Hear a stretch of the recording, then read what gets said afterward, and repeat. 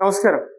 കേരളത്തിൽ എയിംസ് വരുമെന്ന് പ്രതീക്ഷിച്ച് വർഷങ്ങൾക്ക് മുമ്പ് തന്നെ കോഴിക്കോട് കിനാലൂരിൽ ഏക്കർ കണക്കിന് സ്ഥലം മരുമകൻ മുഹമ്മദ് റിയാസും പിണറായി വിജയനും വാങ്ങിയിട്ടിട്ടുണ്ട്.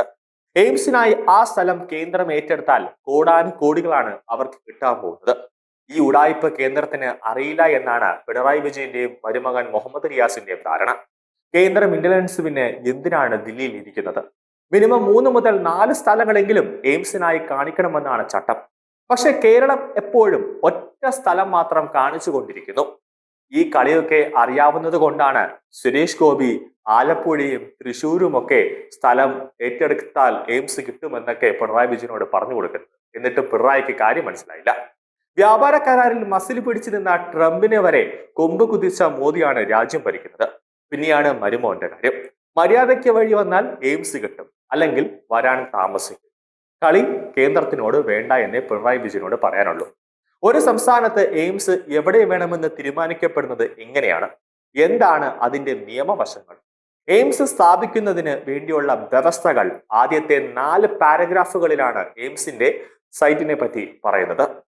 അതിൽ ഒന്നാമത്തേതായി പറയുന്ന പ്രധാന കാര്യം, ഇത് പ്രകാരം ഒരു സംസ്ഥാനത്തിന് എയിംസ് അനുവദിച്ചു കഴിഞ്ഞാൽ ഏതാണ്ട് 200 ഏക്കറോളം വരുന്ന 3-4 ലൊക്കേഷനുകൾ സംസ്ഥാന സർക്കാർ ചൂണ്ടിക്കാണിക്കണം.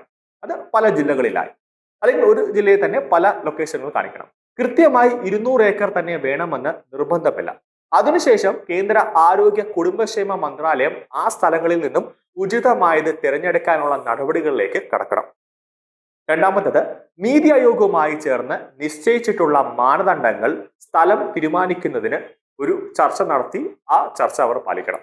3, കേന്ദ്ര ആരോഗ്യ മന്ത്രാലയത്തിന്റെ സെക്രട്ടറി തലവനായ കമ്മിറ്റിയാണ് എയിംസിന് വേണ്ട സൈറ്റ് അന്തിമമായി തീരുമാനിക്കുന്നത്. ഇതിനായി ഒരു ഉപസമിതിയെ നിശ്ചയിച്ച് അവർക്ക് സംസ്ഥാന സർക്കാർ നിർദ്ദേശിച്ച സ്ഥലങ്ങൾ നേരിട്ട് സന്ദർശിക്കാവുന്നതാണ്. നാലാമത്തത്, അതിനുശേഷം ആരോഗ്യ മന്ത്രാലയത്തിന്റെ സെക്രട്ടറി തലവനായുള്ള കമ്മിറ്റി സ്ഥലം അന്തിമമായി നിശ്ചയിക്കണം. അങ്ങനെ നിശ്ചയിച്ച സ്ഥലം അന്തിമമായി അംഗീകരിക്കുന്നത് കേന്ദ്ര ആരോഗ്യ കുടുംബക്ഷേമ മന്ത്രിയാണ്. സംസ്ഥാന സർക്കാർ എയിംസിനായി ചട്ടങ്ങളിൽ പറയുന്നത് പ്രകാരമുള്ള 3-4 സ്ഥലങ്ങൾ ചൂണ്ടിക്കാണിക്കേണ്ടതുണ്ട്. ഈ കാര്യങ്ങളൊന്നും വ്യക്തമായി മനസ്സിലാക്കാതെയാണ് നമ്മുടെ നാട്ടിൽ എയിംസിനെ പറ്റിയുള്ള തർക്കങ്ങളും അതോടൊപ്പം തന്നെ യുദ്ധങ്ങളും നടക്കുന്നത്. സംസ്ഥാന സർക്കാർ ആദ്യം കേരളത്തിന് ഒരു എയിംസ് അനുവദിക്കാനാണ് സമ്മർദ്ദം ചെലുത്തേണ്ടത്. അതിനുശേഷം 3-4 സ്ഥലങ്ങൾ ചൂണ്ടിക്കാണിച്ചുകൊണ്ട് ആരോഗ്യ കുടുംബക്ഷേമ വകുപ്പ് സെക്രട്ടറിക്ക് കത്തയക്കുകയും വേണം. അതിൽ നിന്നും വിവിധ മാനദണ്ഡങ്ങൾ ഉൾപ്പെടുത്തിക്കൊണ്ട്, അല്ലെങ്കിൽ വിവിധ മാനദണ്ഡങ്ങൾ ഉൾക്കൊണ്ട് നിയമത്തിൽ പറയുന്ന പ്രകാരം എവിടെ വേണമെന്ന് കേന്ദ്ര സർക്കാർ തീരുമാനിക്കും. എന്നിട്ട് അവർ അന്തിമമായി ഈ സ്ഥലം കൊള്ളാമെന്ന് അവർ പറയും. എവിടെയായാലും കേരളത്തിൽ തന്നെയല്ലേ എയിംസ് വരുന്നത്. എന്തായാലും 3 അല്ലെങ്കിൽ 4 സ്ഥലങ്ങൾ എയിംസിനായി സംസ്ഥാന സർക്കാർ കാണിച്ചു കൊടുത്തേ പറ്റൂ. അതാണ് നിർബന്ധം. ഒരു സ്ഥലത്ത് മാത്രമായി കേന്ദ്രീകരിച്ചുകൊണ്ട് അവിടെ എയിംസ് വരണമെന്ന് ആവശ്യപ്പെട്ടിട്ട് യാതൊരു കാര്യവുമില്ല. എയിംസ് സ്ഥാപിക്കുന്നതും ആയി ബന്ധപ്പെട്ട ചട്ടങ്ങളിൽ എന്താണോ പറയുന്നത് അതുപ്രകാരമുള്ള നടപടിക്രമങ്ങൾ പൂർത്തിയാക്കാൻ നമുക്ക് ശ്രമിക്കാവുന്നതേ ഉള്ളൂ. ഇപ്പോൾ കോഴിക്കോട്, അല്ലെങ്കിൽ ആലപ്പുഴ, അല്ലെങ്കിൽ തൃശ്ശൂർ, അല്ലെങ്കിൽ തിരുവനന്തപുരം 4 ജില്ലകൾ എടുക്കുക. അതിൽ 200 ഏക്കർ തന്നെ വേണമെന്ന് നിർബന്ധമൊന്നുമില്ല. 150, 160, 180 ഏക്കർ എടുക്കുക.